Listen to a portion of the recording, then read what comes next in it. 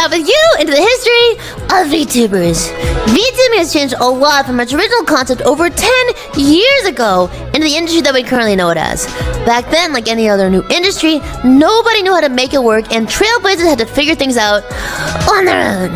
And to appreciate how VTubing went from a small group of nerds LARPing as anime girls on the internet to a near infinite Pokédex of fascinating characters, let's do a little history.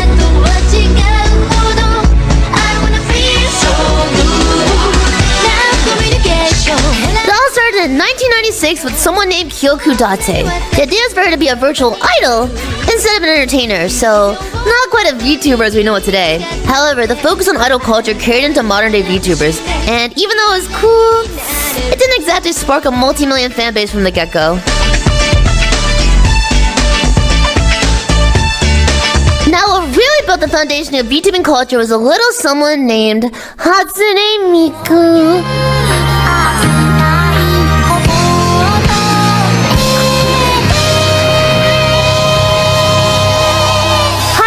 And the vocalists in general ignited the passion for Japanese otaku culture in the Western world in 2009. It's a bit ironic that a virtual AI kind of started it, and now we have actual AI VTubers, but I'm here for it. Now, right along the timeline. For a while, virtual characters were used as representatives for Japanese companies, like Supersonico here. They were basically anime mascots. It wasn't exactly the virtual avatar experience that we have today. Hi. It all changed in 2011 when a woman named Ami Yamato came up with the idea of virtual avatar as a personal project, and in doing so, technically became the first VTuber on YouTube.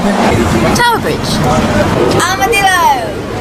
But the true game changer for VTubers was a little app called FaceRig. Some creepy shit, man. Oh my god! They see me roll. FaceRig finally gave everyone an easy way to become digital avatars. It was even used by large VTubers like PewDiePie, Jacksepticeye, and Giga, which brought a ton of new eyes to VTubing in the West.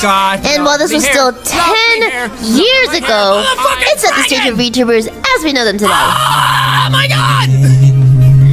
Tired of sleeping, getting the next step for VTubers came in 2014 with the emergence of the infamous Island. Focused on making funny skits, Island was massively popular and greatly spread the idea of animated avatars. Island could be considered the final step before the beginning of modern VTubers. Now it's time!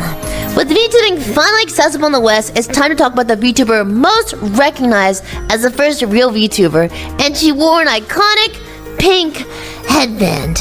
Yep, I'm talking about none other than the iconic big boss herself, Kazuna!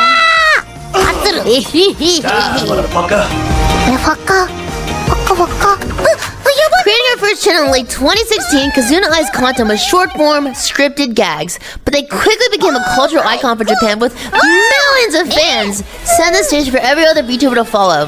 But up until this point, every VTuber has been 3D. Where are the 2D VTubers?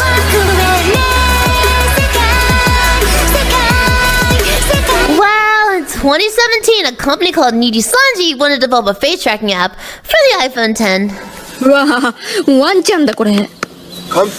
The first VTubers using the tech were supposed to be advertisements for the new app. However, the 8 members instead became revolutionaries with millions of followers. Oops! With a massive opportunity on their hands, Nijisanji decided to shift from short and scripted content to live streaming. They also moved away from 3D to 2D. Why? Because it's easier and cheaper. Economics. These changes were well received, and thus Nijisanji created modern VTubing. Then came 2020, along with COVID. No one was touching grass, so everyone was watching VTubers, naturally. People started translating hololive clips to English, and it really popped off in the West, especially clips from one particular orange dragon. While there are English fans watching Japanese VTubers, English VTubing truly broke to the roof only when Hololive Myth came along. You are! Can you even give you some head pads? Yeah, that'd be nice actually. Diamond City lights illuminate what's inside and all the love I... Fast forward to 2023. Now it's so many fans, more agencies were established, some idol streamers turned to VTubing, and Niji Sanji even made male VTubers relevant in the West. Amazing! And here we end our trip down memory lane. There's more to come, more to see, more to enjoy, and I hope all of you can stick around for the rest of the history together with me, with all of us.